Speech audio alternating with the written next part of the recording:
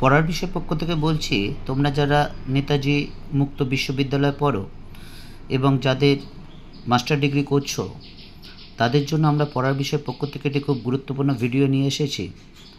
তা তোমরা জানো যে তোমাদের 11ই আগস্ট প্রথম পরীক্ষা শুরু হচ্ছে, অর্থাৎ MA হিস্ট্রি ফার্স্ট পেপার, 18 তারিখ সেকেন্ড পেপার, 19 তারিখ থার্ড পেপার এবং 25 তারিখ ফোর্থ পেপার। এবার তোমাদের কাছে একটা পরিষ্কার ধারণা থাকা উচিত তোমাদের মার্কশিটটা কীভাবে হবে। আমরা জানি যে পিজি এক্সাম নেতাজি সুভাষ ইউনিভার্সিটির দুটো পার্টে হয়। একটা হচ্ছে অ্যাসাইনমেন্ট, যেটা ইতিমধ্যে হয়ে গেছে, তোমরা দিয়ে দিয়েছো। আর রিটেন পরীক্ষা শুরু হবে ওই 11ই আগস্ট থেকে, ফার্স্ট পেপার হবে, তারপর 18, 19, 25। তো যাই হোক, তা এই অ্যাসাইনমেন্টে দেখো 20টা কোশ্চেন করতে হয়েছে। প্রত্যেকটা কোশ্চেনে মার্কস হচ্ছে 5 নাম্বার করে দেওয়া আছে, অর্থাৎ 100 নাম্বার। এই 100 নাম্বারের মধ্যে 20% নেওয়া হবে, অর্থাৎ তুমি যা পাবে তার 20% হবে। ধরো তুমি 95 পেয়েছো, 95 পেয়েছো মানে 19টা ঠিক হয়েছে, কারণ একটাতে 5 নম্বর আছে। টোটাল 100 পরীক্ষা হয়েছে, 20টা প্রশ্ন দেওয়া হয়েছে, তাহলে 5 × 20 = 100।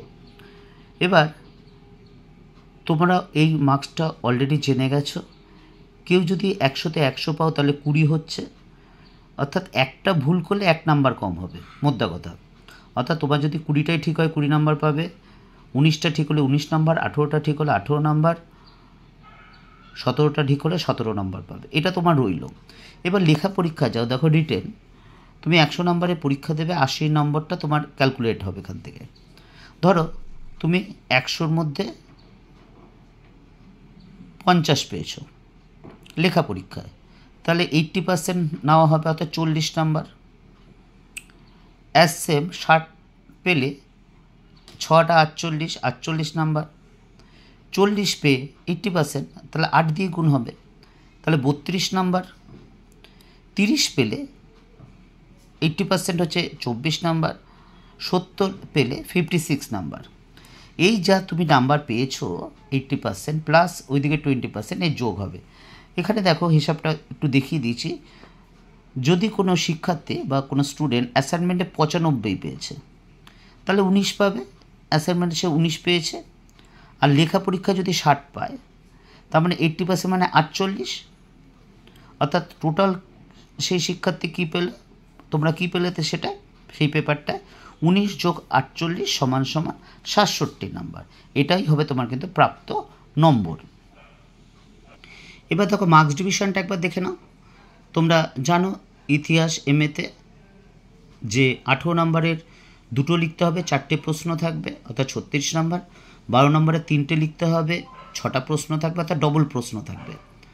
7 নম্বরেও তাই, 8টা প্রশ্ন থাকবে, 4টে, এই 100 নাম্বার। এবার চলো আমরা সাজেশানটা শুরু করি। চলো আমরা ফার্স্ট পেপারের সাজেশান শুরু করি, 18 নাম্বার। তবে একটা জিনিস, যেটা 18তে আছে সেটা কিন্তু 12তেও আসতে পারে, বা 12টা 18তেও আসতে পারে। তা যাই হোক, দেখো এটা হচ্ছে আমরা ফার্স্ট পেপারের সাজেশান, ইতিহাস MA। দেখো প্রথম প্রশ্নটা, মুঘল সাম্রাজ্যের পতনের প্রেক্ষিতে অষ্টাদশ শতাব্দীর উপর বিতর্কগুলো আলোচনা করো। এটা খুব গুরুত্বপূর্ণ প্রশ্ন। দ্বিতীয় প্রশ্ন, অষ্টাদশ শতকে ভারতীয় অর্থনীতির অবস্থা বিশ্লেষণ করো।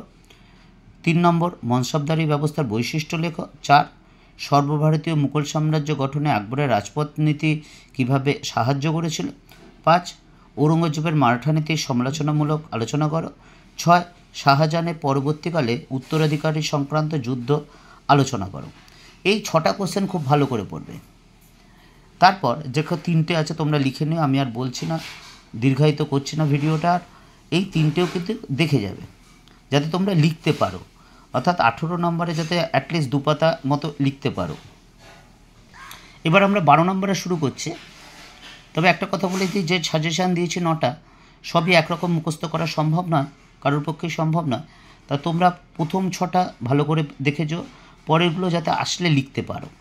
অর্থাৎ প্রথম 6টা কিন্তু খুব গুরুত্বপূর্ণ। দেখো আছে, আমি আর প্রথম যে 6টা আছে ভারতের মুঘল প্রাদেশিক শাসন ব্যবস্থার সমালোচনামূলক বিশ্লেষণ লেখো। শাসক হিসাবে বাবরের কৃতিত্ব লেখো। আকবরের ধর্মনীতির মূল বৈশিষ্ট্য লেখো।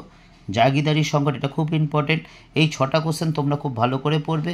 তারপরে 3টে কোশ্চেন দেখে যাবে, যে আগের কথাটাই বললাম, যাতে তোমরা অ্যাটলিস্ট 1.5-2 পাতা 2.5 পাতা মতো লিখতে পারো। এবার দেখো 7 নম্বরের যে প্রশ্নগুলো আছে, 7 মার্কসের 7 মার্কসের যে কোশ্চেনগুলো আছে দেখো। প্রথমে যে টিকা লেখো, দ্বিতীয় পানিপথের যুদ্ধ। 2 নম্বর পুরন্দরের সন্ধি টিকা। 3 নম্বর মুঘল সাম্রাজ্যের প্রাদেশিক শাসন ব্যবস্থা। 4 খানুয়ার যুদ্ধ। 5 শাহজাহানের মধ্য এশিয়া নীতি। 6 অষ্টাদশ শতকে আঞ্চলিক শক্তি হিসাবে হায়দ্রাবাদের উত্থান। 7 দেখে নিও তোমরা, আমি আর করছি না। এই 8টা কোশ্চেন খুব ভালো করে পড়ো, পরেরগুলো একটু দেখে যেও 3টে কোশ্চেন, তাহলে আশা করি অবশ্যই কমন পাবে। পড়ার বিষয় পক্ষ থেকে এইটুকুই। এই সাজেশনগুলো দেখে যেও, আশা করছি না অবশ্যই কমন পাবে। বিগত বছর ধরে যে MA পরীক্ষা হয়েছে নেতাজি মুক্ত বিশ্ববিদ্যালয়, সেই প্রশ্ন ধরে ধরে কিন্তু সাজেশনটা করা হয়েছে, কাজেই এর থেকে কিন্তু অবশ্যই 100% কমন আসবেই।